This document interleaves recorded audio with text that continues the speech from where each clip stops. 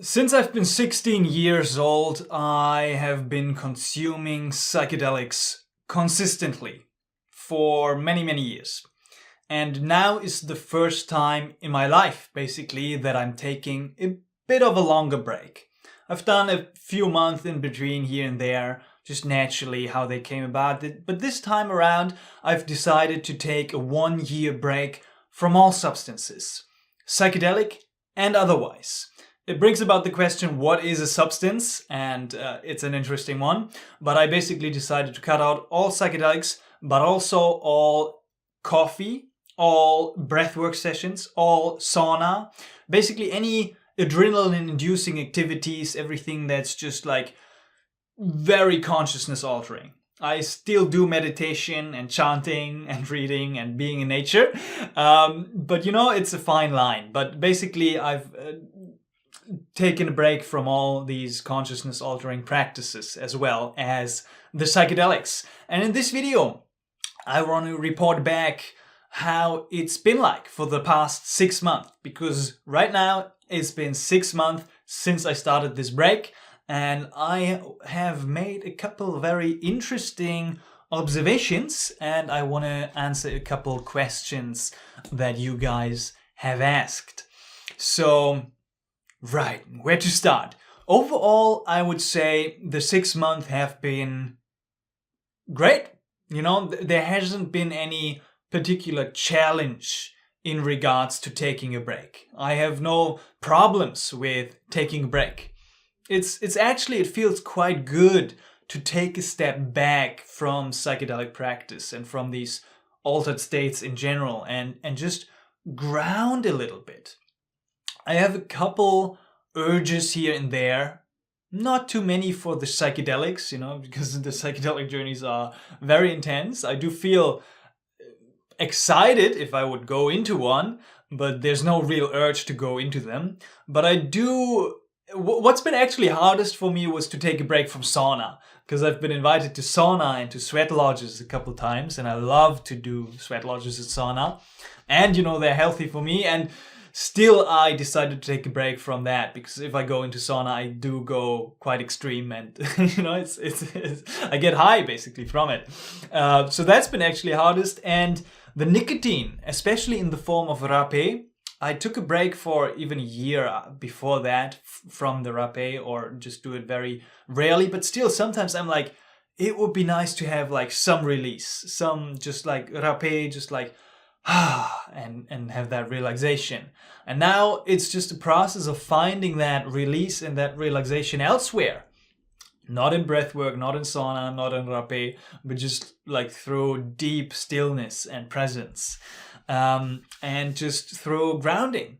But still, I've been very active. I've noticed in the past 6 months, I have not slowed down too much. Maybe just a little bit, but I've been still basically working a lot on this project, a psychedelic online course, this channel, a new job, and I've been just going very hard. And the 2 things that I haven't included, or 3 that I haven't included in the things that I'm taking a break from, are cocoa, matcha, and black tea. And I have noticed heavily that my addiction to altered states has moved to an addiction to cocoa, fresh 100% ceremonial cacao, and matcha and black tea. Because what do you know? Caffeine and theobromine are supportive of this very productive, results-oriented capitalistic culture that we live in. And so I've been using them to a degree where I feel like it's been a bit too much. So daily cacao, daily matcha, 1 or 2 times a day. It's noticeable that I'm reaching for these things to be productive, to change my state basically. So for the next 6 months, the second half of this year, I decided to completely take a break from these things as well. No caffeine at all anymore, no mate tea, no green tea, black tea, cocoa, matcha, nothing, and kind of like tap into an even deeper purity and an even deeper process of letting go of any state changes. And that's going to be an interesting one that I feel that's going to take this break to the next level, basically, and just really let me return to stillness and purity and awareness to my body. Speaking of awareness to my body and to my state, I've been noticing a little imbalance. I don't know if I want to call it an imbalance, but just a very interesting observation in my state of consciousness. So basically what I've noticed, especially right when I started the break, but still up to today, I noticed that I'm basically still high. And, still being high in between an LSD session in January and a mushroom session in February and an ayahuasca retreat in March, it's kind of like a mumble jumble. But having a break for 6 months and still feeling high, I've been like, wow, wait, okay, is this like a permanent state in shift in consciousness? What is this? Basically, I don't, as I've been taking psychedelics consistently since I was 16, I don't even know what a normal baseline state is anymore, basically, right? I've been consistently consuming at least something throughout these years. And so now I'm like, what is a baseline state? I don't know. I still feel high. I still, see psychedelic patterns at times. Could be hallucination persistent perception disorder, HPPD. But it also, it might be a matter of definition of where you draw the line of where this condition begins, or if you want to call it that. But I noticed just a state change. And to contextualize this with spirituality as well, on the spiritual path, even just without any substances, many traditions like Buddhism, for example, have mapped out a journey of consciousness expansion. And saying like, okay, at a certain point in your journey, you might get tinnitus, or you might get this loud ringing in your ears. You might get these symptoms, and you might go through these phases and these phases. And basically, when you're practicing and when you're doing this spiritual work and you're walking the path of self-realization, your consciousness is gonna change inevitably. And also your baseline is going to change inevitably. And now it's just about really observing and feeling into this new state, or this state that seems to be my new sober state, whatever that is, because we're constantly having a mix of a cocktail of molecules and substances mumbling and jumbling around in our brain. But without any of these states, I still feel something. I feel very sensitive as well. I've been chronically sick for 2 years, but I feel this sensitivity to sound. I feel the openness towards any experience. And I don't know if I want to call it an imbalance or not. It's just something that I'm still observing and working with and still integrating. And it feels like all these journeys, these hundreds of psychedelic journeys that I've done, they are settling a little bit in my body. The waters are calming down, and it might even take longer than a year for these to completely settle. Chris Beige in LSD in the Mind of the Universe, one of my favorite books, highly recommend, is also saying towards the end of his book that when he stopped his sessions, he did like 70 or 80 high-dose LSD sessions throughout a couple of years, and it was quite intense, schedule and journeying. He wrote towards the end, it was only after I stopped my sessions that the full brunt of my imbalance hit me. It was only then that I realized how transcendently overextended I had become despite my best intentions, and despite even his best intentions to integrate and all he did, and how careful he went into these extreme high dose sessions. It might be dose dependent, and it might be also unique to the individual, but it's a common pattern in psychedelic space and in psychedelic community to notice an imbalance when you stop taking the sessions. When you stop going in to get this remembrance and this hit and this insight and this enlightenment from the psychedelic substances, and when you just stand bare naked in your natural state with what is, stuff is coming up, then if you don't have the dependence on the teachers and the plants, then what do you do? How do you deal with life? How do you deal with the patterns of ego rising and passing away? So it's interesting. It's challenging. It's a bit more challenging to be happy and satisfied, and get this.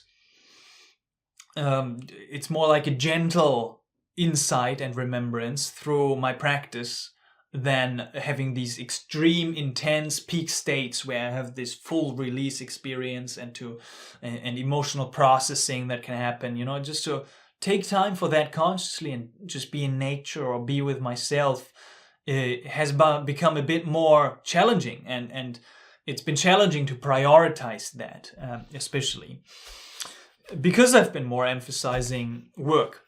But also what I've noticed is naturally I have emphasized meditation as well. So reading scripture, chanting, and just sitting, doing breath awareness, anapana meditation, just sitting and just being satisfied, that has increased as well. Just like a natural increase, desire in myself just to do a bit more spiritual practice, just to sit a bit more, just to be a bit more, just to tap in a bit more.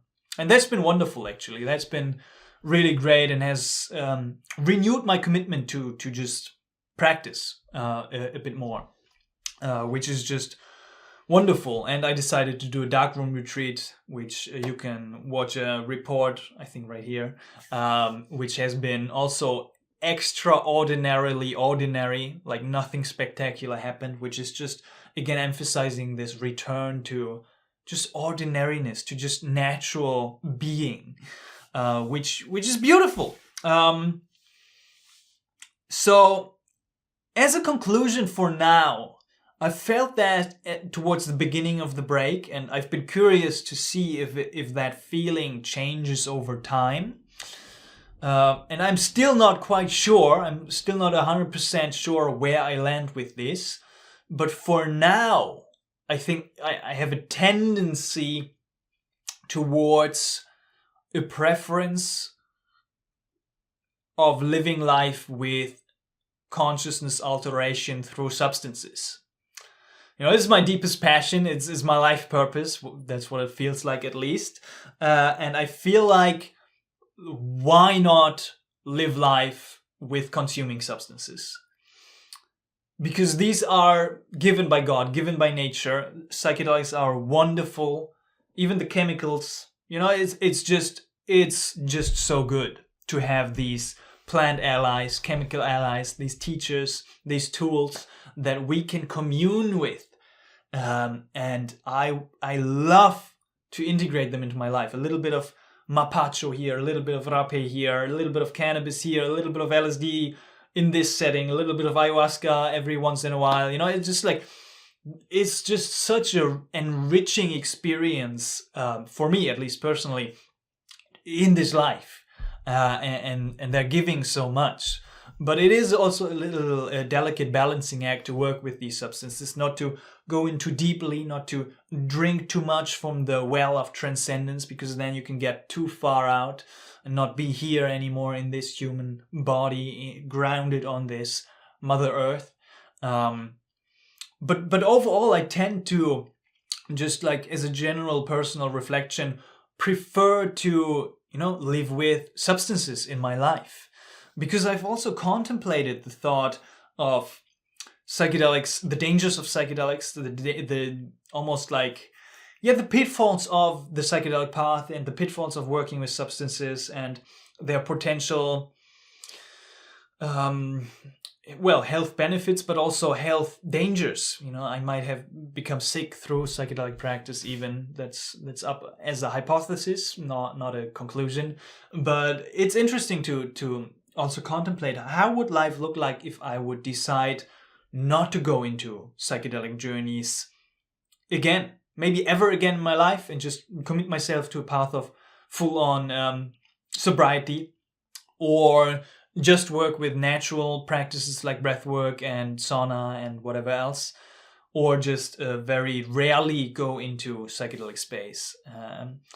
And it's about finding this balance point and this rhythm that works for you personally. And I guess there's phases and chapters in everyone's life.